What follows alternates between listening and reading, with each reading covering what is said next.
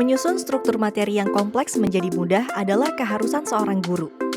Siswa perlu memahami konsep dasar tahap demi tahap sebagai pondasi pemahamannya, mulai dari materi yang mudah hingga materi yang lebih sulit. Maka dari itu, video ini akan menjelaskan mengenai pengantar Flip Classroom. Disimak ya!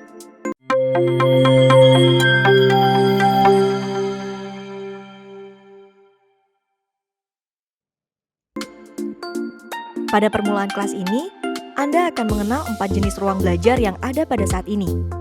Keempat ruang belajar ini didasari oleh 2 aspek, yaitu ruang dan waktu. Ruang belajar akan terbagi menjadi 2 kategori utama, yaitu sinkronus dan asinkronus. Sinkronus adalah ruang belajar yang terjadi secara serentak, dan asinkronus adalah ruang belajar yang terjadi tidak secara serentak.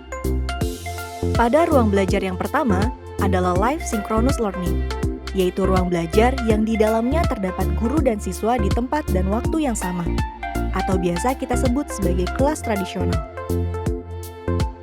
Berikutnya ada ruang kelas yang kedua, masih pada kategori sinkronus, namun ini disebut sebagai ruang belajar virtual synchronous learning, di mana guru dan siswa masih serentak pada waktu yang sama, namun di tempat berbeda.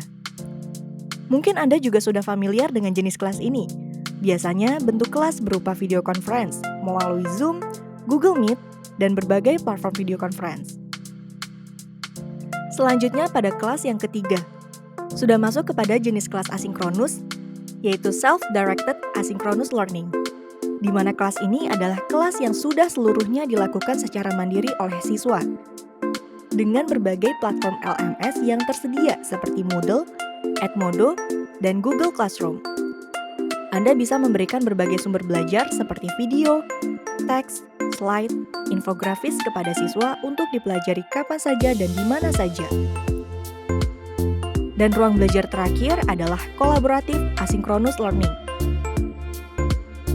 di mana ruang kelas ini sangat cocok untuk Anda yang sering menggunakan fitur diskusi secara online. Dari keempat ruang belajar ini, pasti timbul pertanyaan di benak Anda. Mana ruang belajar yang terbaik untuk diterapkan? Jawabannya adalah tidak ada. Setiap kondisi membutuhkan ruang belajar yang berbeda juga. Penerapan ruang kelas yang baik adalah ruang kelas campuran atau blended. Karena pembelajaran blended adalah strategi pembelajaran terbaik untuk mencapai hasil dan pengalaman yang optimal bagi siswa. Blended adalah bentuk dari kombinasi keempat ruang belajar sebelumnya. Contohnya, Anda bisa merancang kelas dengan kombinasi ruang belajar 1 tatap muka dengan ruang belajar 3 yaitu belajar mandiri, atau ruang belajar 2 dengan ruang belajar 4, dan seterusnya. Bila berbicara mengenai blended learning, maka ada 4 hal yang berkaitan di dalamnya. Pertama, blended learning dirancang untuk memberikan akses yang membuat siswa dapat belajar kapan saja dan di mana saja menggunakan teknologi yang ada. Kedua, blended learning akan mengintegrasikan teknologi yang inovatif sebagai respon dari perkembangan teknologi baru.